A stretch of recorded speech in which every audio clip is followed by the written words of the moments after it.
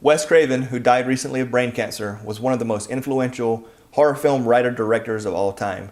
His intelligence, sense of humor, and wit were often just as cutting as his monstrous villains. I've seen the majority of his work, but my rankings will be just of the non-sequels, but I will also mention the follow-ups directed by him as well. So here they are, ranked in order of my preference for them. Number 12, Cursed. I'm hoping that someday we find a secret director's cut that just reveals a completely different movie. What we have at the moment is an absolute disaster. It just seems like everyone was just wanting to fulfill their contractual obligations and then just move on.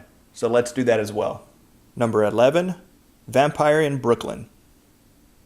For all its corniness, I still like it.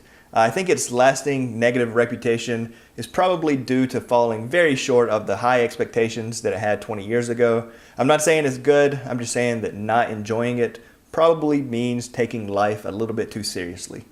Number 10, Shocker.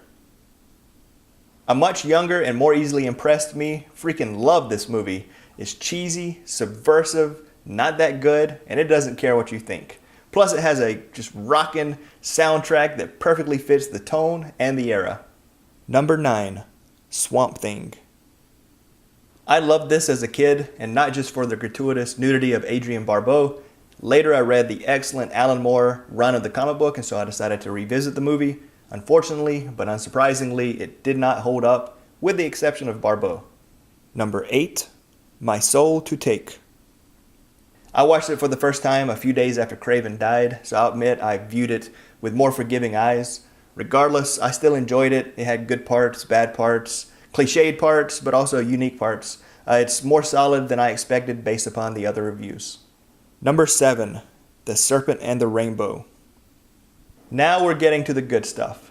It was definitely scarier as a kid when I believed in the supernatural, but it's still terrifying today, even without the suspension of disbelief. Whether you're claustrophobic and or you find the religious more frightening than religion, and or you have a scrotum, this one will definitely terrify. Number 6, The People Under the Stairs.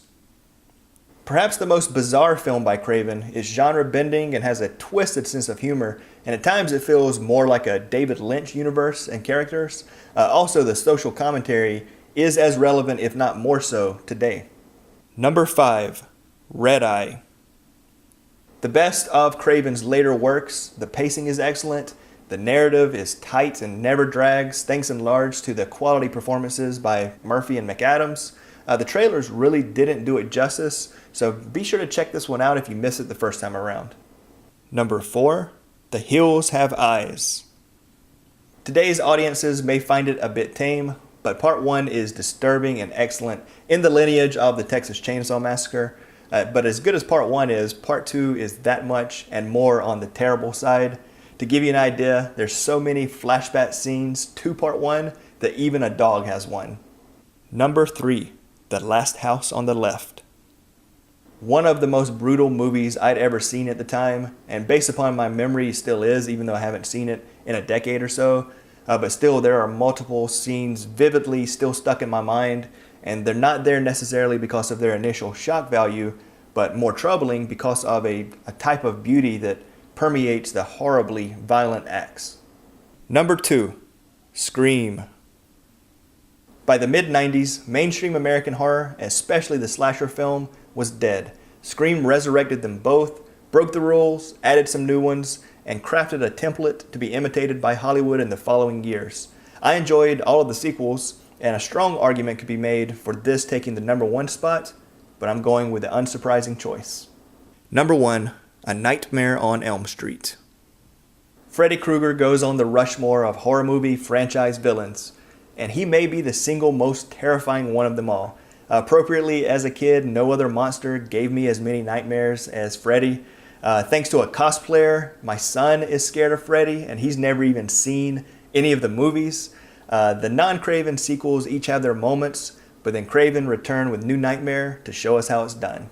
Alright, that's it. As always, I would love to hear what you think, so if you would, let me know in the comments below, and you can also connect with me on Twitter and Instagram at Chris Giddens. I'm curious to hear what are your favorite films by the legendary Wes Craven, and I'm also taking suggestions on which filmmaker I should rank next. Until next time, thanks for watching.